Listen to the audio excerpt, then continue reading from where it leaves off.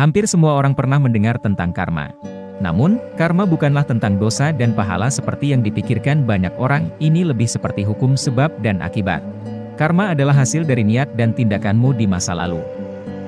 Mengetahui tentang karma dapat bermanfaat, dan akan membantu memengaruhi caramu berurusan dengan orang lain. Jika kamu ingin perbuatanmu memiliki efek yang baik, maka kamu perlu mengambil tindakan dengan sengaja yang akan berujung pada hasil yang positif. Menguasai hal ini adalah salah satu kunci untuk menjalani kehidupan yang bermakna dan membuat karma tersenyum padamu. Jadi, inilah 12 hukum karma dan bagaimana kamu dapat menerapkannya dalam hidupmu. 1. Hukum agung. Apa yang kamu tabur, akan kamu tuai. Sama seperti seorang petani yang menanam benih dan mengharapkan masa panen. Apapun yang kamu tabur, kamu juga yang akan menuainya. Apapun yang kamu lakukan kepada orang lain akan kembali kepadamu.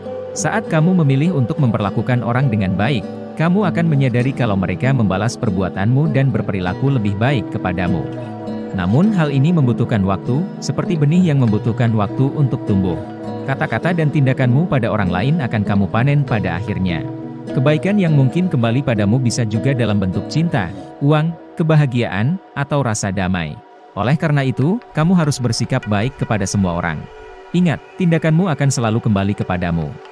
2. Hukum penciptaan. Hukum penciptaan mengajarkan bahwa kita mengendalikan hidup kita sendiri. Kebanyakan orang sering menyalahkan orang lain atas kesalahan yang terjadi pada mereka, alih-alih bertanggung jawab dan berjuang untuk menentukan nasib mereka sendiri. Jangan bersembunyi dari hidupmu. Manfaatkan peluang dan ide yang datang kepadamu sebaik-baiknya. Perhatikan bahwa kamu akhirnya menjadi apa yang kamu lihat di sekitarmu. Jadi, kelilingilah dirimu dengan hal-hal yang sejalan dengan tujuanmu. Tapi, bukan berarti kamu harus mengubah orang-orang yang ada di sekitarmu sesuai dengan keinginanmu, tetapi berusahalah untuk memperbaiki diri sendiri, karena hanya kamulah yang bertanggung jawab atas apa yang terjadi kepadamu. 3. Hukum kerendahan hati. Apa yang kamu tolak, akan bertahan. Dalam hidup, agar kamu dapat mengatasi masalah dan menemukan solusi, pertama-tama kamu harus mengakui bahwa kamu memiliki masalah tersebut. Seringkali kita tidak mau menerima bahwa kita memiliki masalah sehingga kesulitan untuk menemukan solusinya. Ingat, kamu tidak dapat mengubah situasi tanpa menerimanya. Ketika kamu terus melihat sesuatu yang negatif dalam hidupmu dan kamu menolak untuk menerimanya, sebenarnya kamu sedang membangun energi negatif untuk melawannya, dan sayangnya, energi ini akan mengendap dalam dirimu. Sebaliknya, jika kamu belajar untuk menerima bahwa kamu memiliki masalah ini, kamu akan menyadari bahwa ada kekuatan untuk melakukan perubahan dan menemukan solusinya. Terima kenyataanmu, maka kamu akan menemukan kekuatan untuk melakukan perubahan yang diperlukan. 4. Hukum pertumbuhan. Kemanapun kamu pergi, disitulah dirimu berada. Jika kamu ingin mewujudkan impianmu, kamu harus menyadari bahwa alam bawah sadarmu mengendalikan dunia luar. Pikiranmu akan menjadi tindakan, dan tindakanmu akan menjadi bingkai dari duniamu.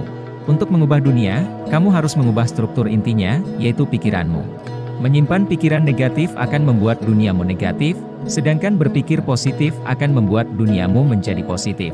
Tetap kembangkan duniamu dengan meningkatkan proyeksi pikiranmu, dan kamu akan mencapai apa yang kamu inginkan. 5. Hukum tanggung jawab. Hidup kita adalah akibat perbuatan kita sendiri, bukan orang lain. Hukum ini, sama seperti hukum penciptaan yang berfokus pada fakta bahwa hidup kita adalah refleksi dari pikiran kita. Hukum ini berfokus pada fakta bahwa realitas kita adalah refleksi terus-menerus dari keadaan pikiran kita.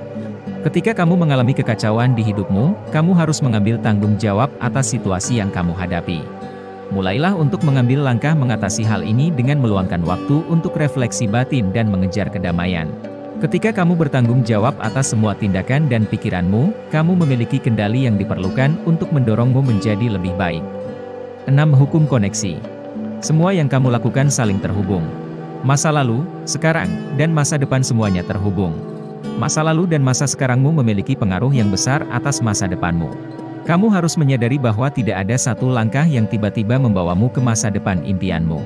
Setiap langkah yang kamu ambil saat ini sama pentingnya, karena masa depanmu adalah puncak dari pilihan dan langkahmu sebelumnya, jadi semuanya dihitung.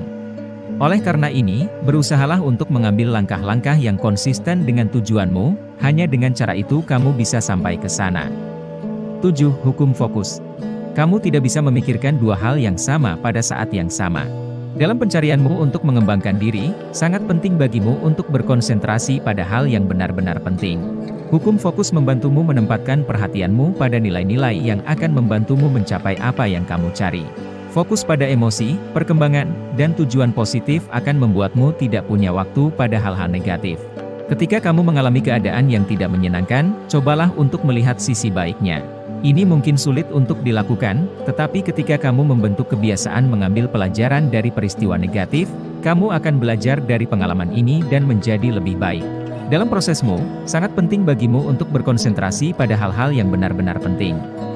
8. Hukum memberi dan baik hati. Menunjukkan sifat tidak mementingkan diri sendiri akan menunjukkan niat kita. Tindakan kita adalah cerminan dari apa yang kita yakini. Sederhananya, tindakan kita adalah bukti pasti akan apa yang kita percaya. Jika kehidupan yang bermakna adalah apa yang kamu cari, maka tidak menjadi egois adalah kebajikan utama yang harus kamu tunjukkan terus-menerus.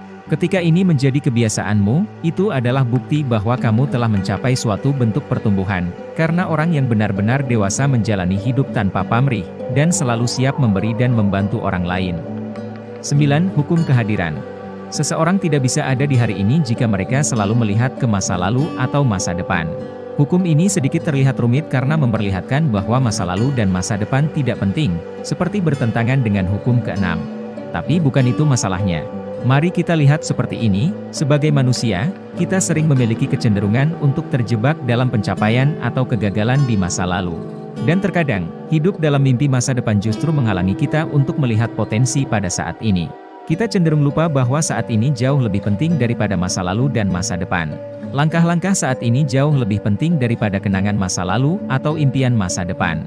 Kamu perlu belajar bagaimana menghadapi masa lalu dan masa depan sambil hidup di masa sekarang. Gunakan pelajaran dari masa lalu, dan gunakan impianmu tentang masa depan untuk mendorong dirimu mengambil langkah-langkah yang tepat pada masa sekarang. 10. Hukum perubahan. Sejarah akan berulang, kecuali diubah. Tidak ada yang berubah kecuali kamu mengubahnya, itulah hukum perubahan. Untuk memperbaiki pilihan negatif dan kebiasaan burukmu tidak cukup hanya dengan memikirkannya. Kamu harus mengambil tindakan agar perubahan benar-benar membuahkan hasil. Jika kamu melihat hal yang negatif dari hidupmu, maka kamu harus berusaha untuk mengubahnya. Meskipun perubahan dimulai dari dalam dirimu, hal itu tidak pernah berakhir di sana. Lakukan tindakan dari resolusimu, itu adalah cara agar kamu dapat berkembang lebih baik. 11. Hukum kesabaran dan imbalan. Tidak ada yang bernilai tanpa kesabaran. Hadiah datang dengan bersabar. Tidak peduli berapa lama waktu yang dibutuhkan, jika kamu terus-menerus menabur benih kerja keras, pada waktunya, hadiah itu akan datang. Kamu harus terus bertahan, dan membuat keputusan yang selaras dengan tujuanmu. Fokus pada proses, dan lakukan yang terbaik setiap hari. Jangan terjebak dengan membandingkan dirimu dengan orang lain yang terlihat lebih berprestasi. Jika kamu benar-benar memahami nilai-nilaimu, kamu tidak akan repot dengan perbandingan. Kerja keras pada akhirnya membuahkan hasil, meski butuh waktu, kamu hanya harus bersabar. 12. Hukum inspirasi. Hadiah terbaik adalah untuk yang paling berkontribusi. Hukum terakhir ini sangat mirip dengan hukum pertama. Hukum pertama berfokus pada individu, sedangkan hukum terakhir berfokus pada efek kolektif dari tindakan. Memang benar bahwa kamu pada akhirnya akan menuai apa yang kamu tabur, tetapi kita juga harus menyadari bahwa keputusan dan tindakan individu kita pada akhirnya menjadi kontribusi kita kepada masyarakat. Semua niat dan tindakan kita membangun energi besar menciptakan hasil yang mempengaruhi kita semua. Energi ini akhirnya ditransmisikan ke masyarakat kita dan dunia. Jadi, pastikan tindakanmu memberikan nilai dan inspirasi bagi orang lain. Berusahalah secara sadar untuk menjadi baik bagi orang lain. Percaya karma atau tidak, kamu mungkin setuju bahwa hukum karma mengandung prinsip dasar dan kebijaksanaan yang dapat diterapkan siapa saja untuk mencapai hidup yang lebih bermakna.